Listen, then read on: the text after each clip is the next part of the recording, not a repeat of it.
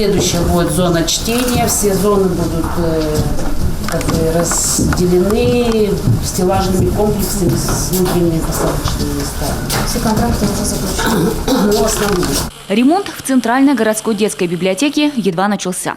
Но совсем скоро здесь изменится все, отмечают на встрече с министром сотрудники книгохранилища. Самое главное, переделка будет сделана с учетом пожеланий читателей. Здесь будет событийный трансформер-зал, который будет тоже технической шторой отделен. И пространство воздуха будет достаточно. Да. А это уже Центральная городская библиотека на Ленина. Еще одна зона комфорта для читателей. Здесь, кроме чтения книг, можно будет также посидеть и в кафе. Открыть это здание планируют уже в середине октября. Вот эта вот библиотека наша, Центральная Сыктывкарская, она будет открываться первой в рамках национального проекта. То есть 17 октября это будет первая библиотека в рамках нацпроекта в стране, которая откроется и распахнет свои двери. И вот вы видите сейчас, что, сейчас все подошли, вы видите, что как разнится подход. Когда мы подходим комплексно к решению вопроса, да, и смотрим сразу все, от дизайн проектов до насыщения.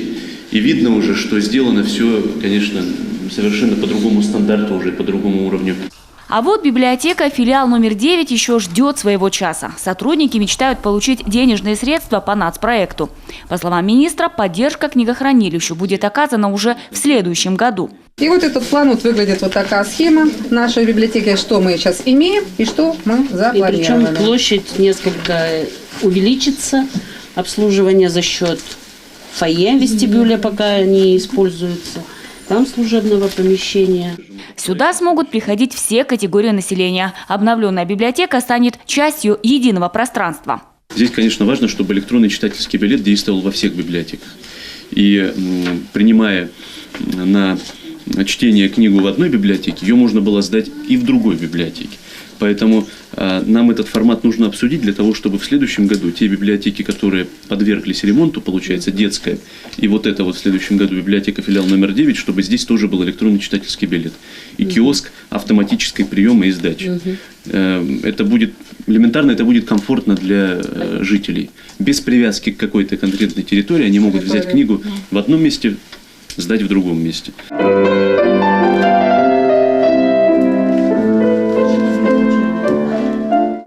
А это еще одна точка в рабочей программе. Детская музыкально-хоровая школа столицы Коми. 1 сентября своих учеников преподаватели здесь встретят с новыми музыкальными инструментами, мебелью и даже интерактивным оборудованием.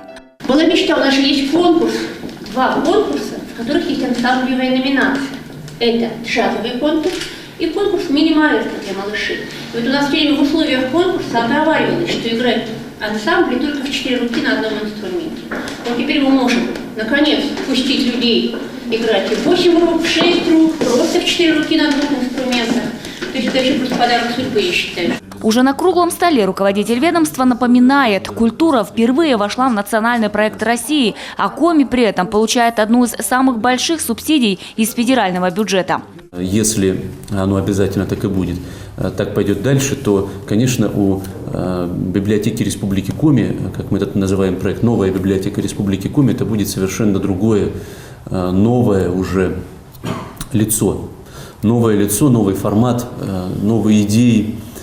Здесь, безусловно, важно, и мы специально старались сегодня включить, так скажем, неаффилированных представителей общественности в нашу рабочую группу, для того, чтобы вы могли высказать такое независимое мнение со стороны. По словам Сергея Емельянова, в обновлении библиотек региона сегодня используются лучшие мировые практики. Изменится не только внешний вид книгохранилищ и читальных залов. Новые подходы к работе возьмут на вооружение и сами библиотекари.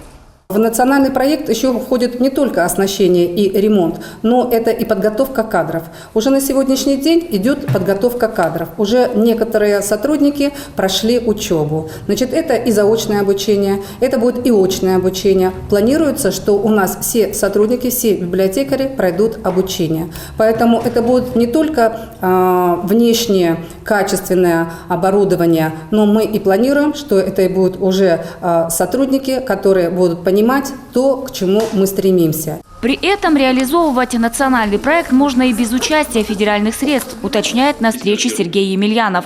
Один из примеров – ремонт фойе Республиканской филармонии. Он был выполнен на деньги социального партнера по соглашению с правительством Коми. Причем по такому принципу учреждения культуры облагораживают уже второй год подряд. Идет подготовка к монтажу декоративных решеток на приборное отопление. Ведутся работы в зале и в зрительном зале идет как раз. Большинство учреждений культуры столетия республики встретят в обновленном виде. За ходом работ все это время будет следить рабочая группа.